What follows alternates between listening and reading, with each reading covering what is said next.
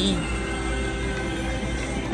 Good morning guys! Kamusta kayo? Ayun! Bali sinamahan lang namin si Papa. Titingin daw siya ng JBL na speaker.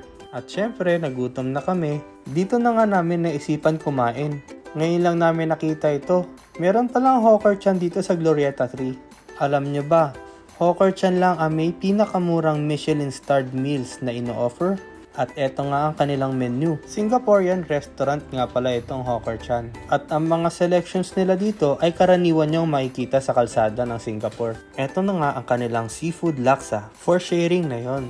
At ito naman ang kay Mrs. Combo meal ng char siu at roasted pork. At ang akin ay Hawker char siu plateful. Hawker plateful din yung in-order ni Papa. Pero ang kanya ay salt and pepper fish. 220 naman yon. Ayos tong plateful kasi meron ka ng rice, may noodles, may wonton soup, may chicha wrap, buchi, at drink. Una ko na nga tinikman yung seafood laksa. Yung seafood laksa nila dito, light lang ang soup. Meron kasing iba na sobrang lapot o sobrang thick ng sauce. At syempre, strong din yung lasa. Yung mga ganong klase ng laksa, hindi kayang kainin ni Mrs. Pero iba ito. Pasok sa panlasa niya to. Ito lang daw ang laksa na kaya niya kainin. Ito naman ang noodles. Hindi ko na itanong kung anong klaseng noodles ito. Pero kung titignan sa menu, stir-fried noodles lang ang nakasulat. Masarap naman ito. Parang ang pakiramdam ko sa noodles na to, airy or mahangin. Hindi ko mapaliwanag pero parang ganun yung naramdaman ko nung kinain ko itong noodles. Instant glossy lips din. At ito naman ang kanilang buchi. Oh, gooey. Dito lang ako nakakita ng buchi na gooey ang laman. Masarap ito, manamis-namis, pero parang peanut yung panlasa ko dito. Hindi ko rin sure. Basta isa lang masasabi ko, babalik-balikan nyo to. Ito na nga yung char siu.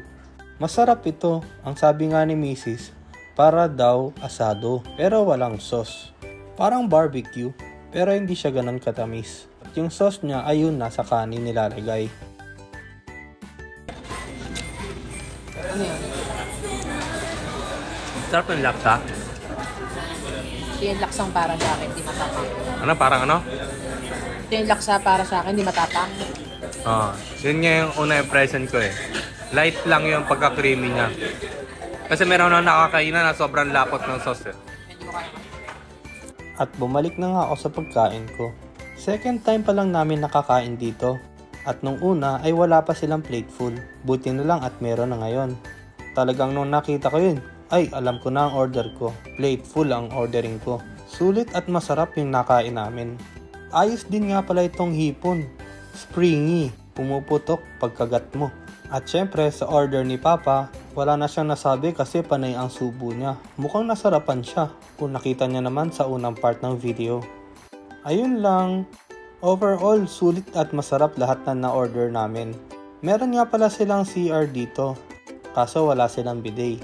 Pagdating naman sa modes of payment, meron silang card, GCash at cash. Ang parking ay sa parking ng mall.